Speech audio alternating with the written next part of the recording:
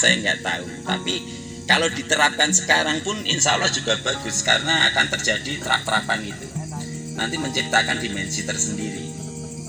Kita akan sedikit mengupas tentang bonsai, dan nanti saya akan berusaha menyampaikan bonsai itu tidak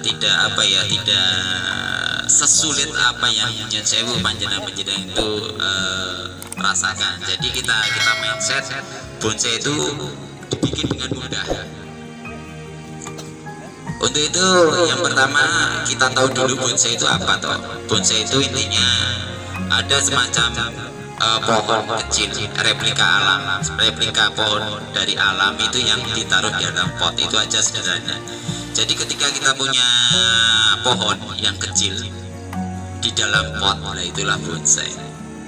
Permasalahannya apa? Permasalahannya ketika kita akhirnya keluar dan sampai kepada semacam kontes, di situ kita akan terbentur semacam aturan-aturan main yang ada pada bonsai itu sendiri. Jadi saya akan menyampaikan secara sederhana, ketika terbentur bonsai, calon bonsainya itu mempunyai cabang-cabang banyak, itu permasalahan utamanya kita akan sampai pada kebingungan mencari mana yang harus dipotong dan mana yang dipertahankan. Secara sederhana, bonsai itu nilai plusnya itu terletak ada akar, batang, dan cabang, dan ranting, dan daun, dan seterusnya, masih banyak.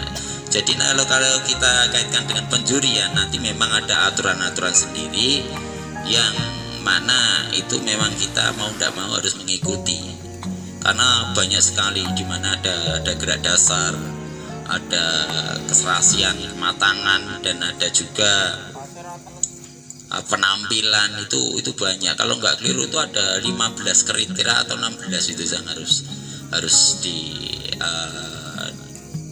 diperhatikan.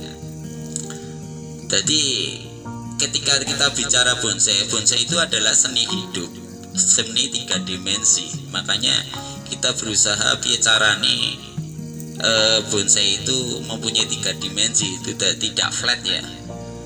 Jadi kalau dulu sesepuh kita itu Mbah Jo menyampaikan bonsai kina injot disawang di ngarep pena, di ngiringan pena, belakang pena, depan, itu ada benarnya.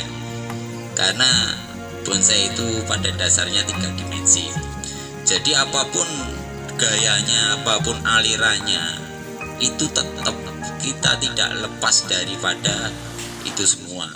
Di situ ada batang, ada cabang, ada ranting, dan seterusnya.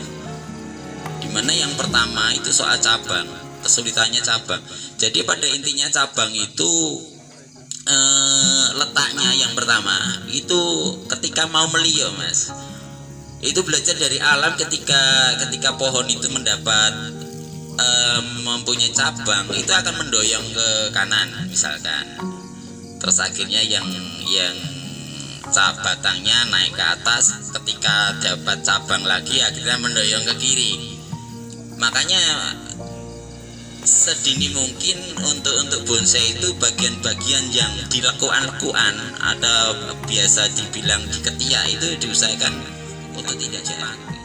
Jadi pada intinya bonsai itu yang menjadi poin dalam kontes, yaitu cabang pertama 1, 2, 3, 4 itu berilah ruang di situ, berilah jarak. Jadi semakin dari bawah semakin ke atas jaraknya semakin pendek. Kalau saya berpendapat itu poinnya yang paling utama di situ, mas. Jadi ketika kita melihat bonsai yang cabang 1, 2, 3, 4 itu ada jaraknya, itu insya Allah akan enak. Terus yang kedua, keseimbangan, mas, itu yang lupa dan sering terjadi. Jadi ketika bonsai itu mendoyong miring, itu harus satu, akarnya harus dominan juga ke arah miring, karena seperti orang berdiri kalau miring kan kakinya nahan ya. Itu yang kedua, dari dahan, dari ranting, dari cabang itu caranya balik untuk ngimbangi dari gerak miring tadi, otomatis kembali ke miring tadi, seperti itu. Jadi saya akan berusaha ini dengan simulasi kawat aja ya, ben nanti lebih jelas. Nanti bisa supaya dengan media kawat ini gampang diterima. Jadi saya pengen apa yang saya sampaikan ini gampang diterima dan diingat-ingat, akhirnya besok si Oka kembali ke rumah dan situ kita koreksi pohon kita, gitu ya. Yang saya masuk. Nah ini ya. Ini kita perumpamakan untuk apa? Bonsai ya. Ini 1 2 3 4. 3 kita ambil. Ini untuk cabang pertama. Ini ben gampang sing anu. 1 2 3.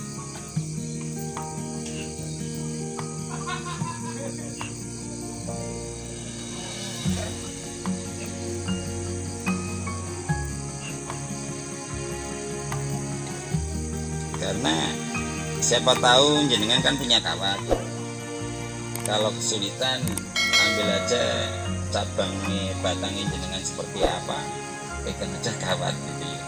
Itu kayak lebih mudah. Nanti kita praktek gitu kayak gitu. Ini sementara coba gini ya. Jadi tak sampaikan tadi, nanti gimana kan lebih jelas.